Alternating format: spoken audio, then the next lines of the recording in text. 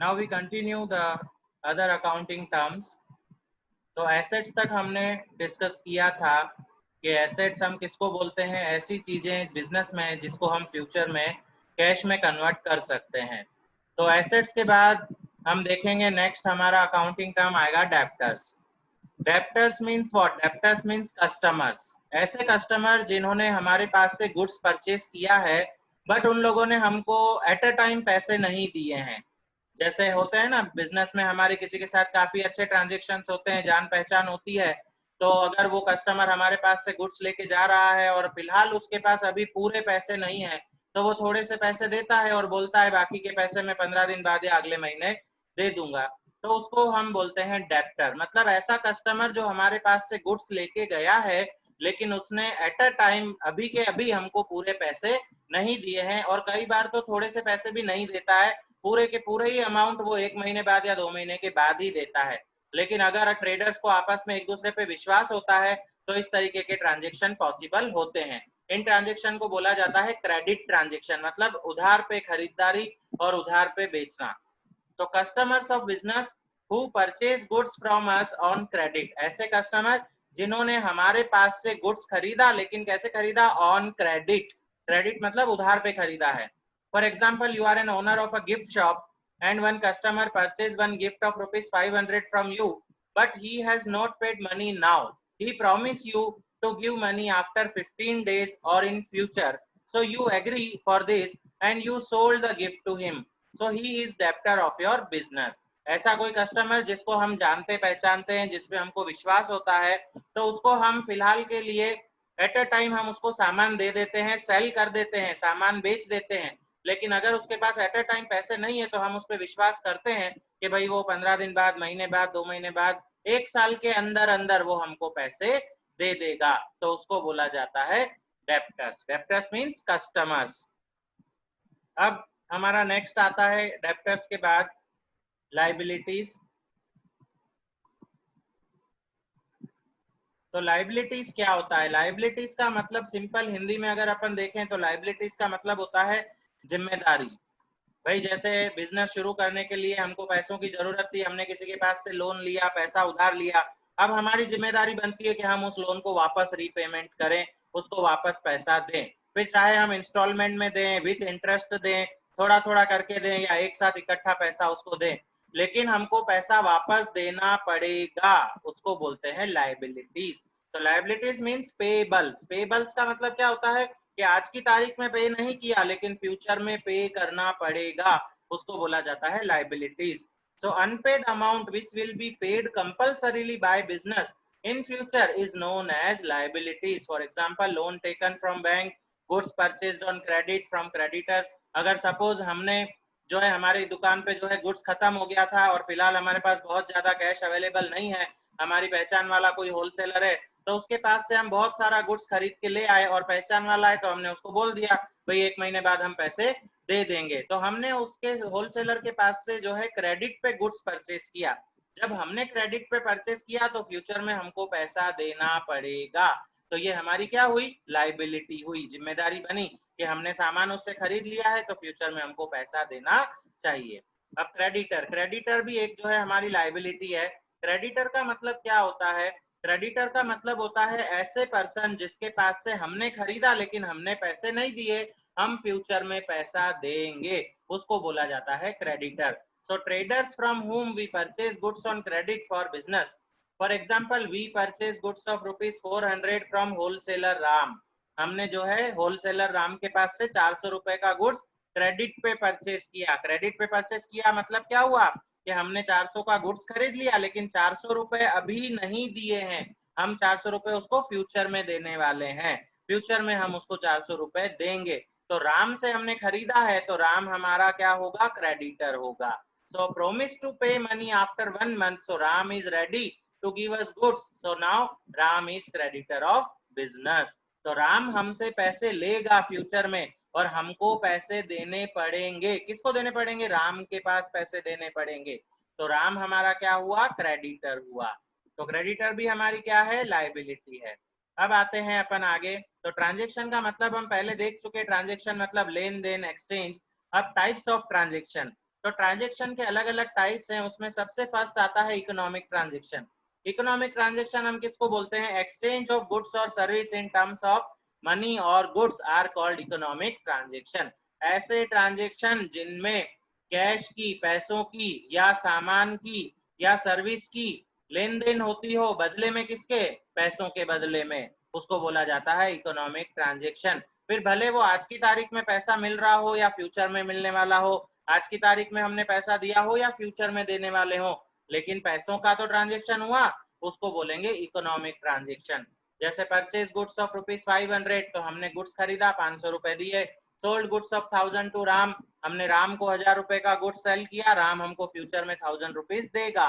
Goods of ₹500 given as donation, हमने 500 रुपए का सामान दान में दिया। देखो, दान में दिया तो बदले में पैसे तो नहीं लेंगे, लेकिन सामान तो हमारे बिजनेस में से जा रहा है, मतलब लेन देन तो बिजनेस की हो रही है, तो इसको हम क्या बोलेंगे? Economic transaction. ये इकोनॉमिक एक्टिविटी नहीं है डोनेशन, लेकिन इकोनॉमिक ट्रांजेक्शन है।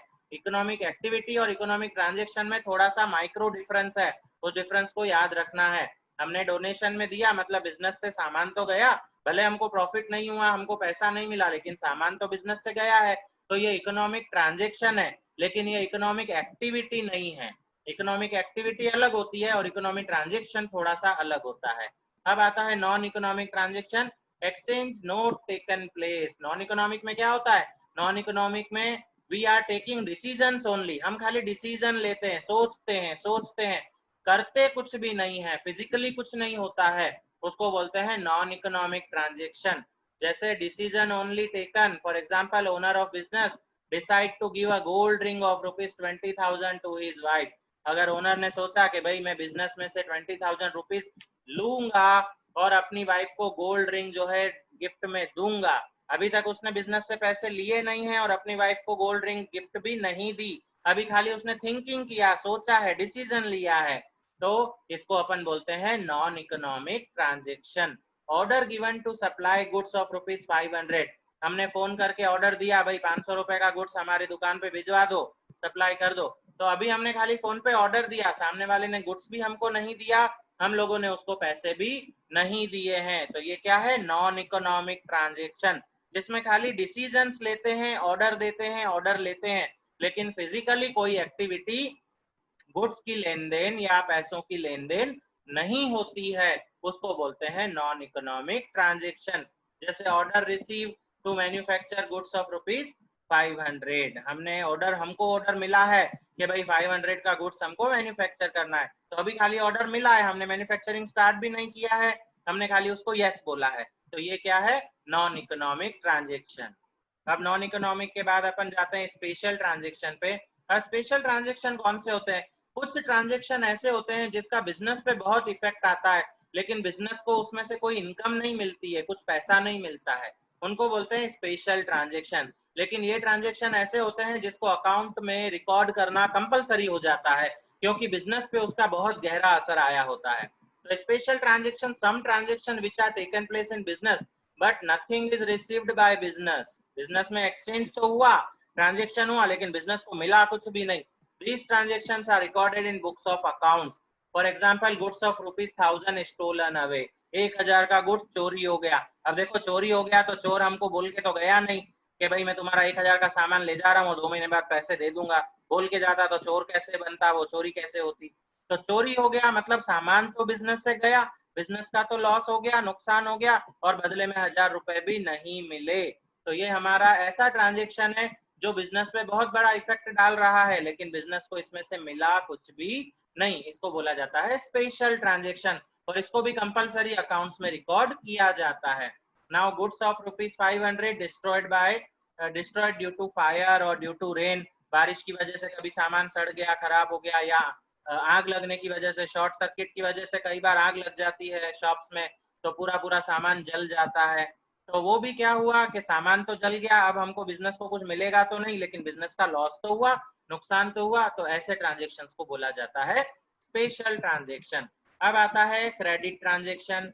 क्रेडिट ट्रांजेक्शन मतलब उधार वाले ट्रांजेक्शन, जिसमें हम खरीदते हैं लेकिन पैसा नहीं देते हैं, बेचते हैं पर पैसा नहीं मिलता, फ्यूचर में पैसा मिलेगा या फ्यूचर में हम पैसा देंगे, उसको बोलते हैं credit transaction. Transaction in which exchange of full amount is not taken place at present but it is promised to pay in future. For example, Ram sold goods of 500 to Viru and Viru not paid amount now but he promised to pay in future. हाँ, राम ने जो है वीरू को 500 रुपए का good sale किया, वीरू ने promise किया कि भाई अभी तो मैं पैसे नहीं दे रहा हूं लेकिन मैं फ्यूचर में 500 रुपए दे दूंगा, और राम ने भी उस पर विश्वास करके उसको गुड सेल कर दिया। तो इस ट्रांजेक्शन को क्या बोलेंगे? Credit transaction. और ये वाले ट्रांजेक्शन भी बिजनेस में रिकॉर्ड किए जाते हैं क्योंकि फ्यूचर में तो राम को पैसा मिलेगा। अब आता है कैश ट्रांजेक्शन। कैश ट्रांजेक्शन में एट अ टाइम पैसे की लेन देन होती है, ऑन द स्पॉट हमको पैसा मिल जाता है। तो ट्रांजेक्शन इन विच कैश और cheque are use to exchange at a time of purchasing और selling. For example, Ram sold goods of 2000 to Sita on cash. Ram ने सीता जी को गुड सेल किया 2000 का ऑन कैश, मतलब एट अ टाइम सीता ने भी जो है 2000 रुपए दे दिए, तो राम को 2000 रुपए मिले और राम ने 2000 का गुड सीता को सेल कर दिया। तो एट अ टाइम जब कैश मिलता है या एट अ टाइम कैश देते हैं या चेक देते हैं, चेक रिसीव करते हैं, तो उसको बोला जाता है कैश ट्रांजेक्शन। अब आता है half cash and half credit. कई बार ऐसे कस्टमर होते हैं कि जो 500 का गुड्स हमसे खरीदा और बोलते हैं यार 200 रुपए अभी रख लो, बाकी के 300 में 15 दिन बाद दे जाऊंगा। तो हमको भी विश्वास होता है तो 500 में से 200 हम रख लेते हैं, 300 का हम इंतजार करते हैं। तो ऐसे ट्रांजेक्शन को बोला जाता है half cash and half credit transaction. इसमें क्या हुआ, 500 में से उसने 200 रुपए तो दिए, तो ये हाफ तो कैश हो गया और बाकी 300 रुपए वो फ्यूचर में देगा, तो वो हो गया क्रेडिट ट्रांजेक्शन। मतलब आधा कैश में हुआ, आधा उधारी में हुआ। So this transaction is combination of both cash and credit transaction. In this transaction, some amount paid at a time and remaining amount will be paid in future. कुछ पैसा at a time दिया जाता है, बाकी का remaining amount future में दिया जाता है या future में मिलता है। So for example, Sita sold goods of 300 to Radha. Radha paid rupees 100 now and remaining amount will be paid in future. Sita ने 300 रुपए का गुड्स राधा को सेल किया, बदले में राधा ने अभी 100 रुपए दिए हैं, बोला है बाकी के 200 रुपए जो होंगे वो फ्यूचर में पे करेगी। तो इस ट्रांजेक्शन को हम बोलेंगे half cash and half credit transaction.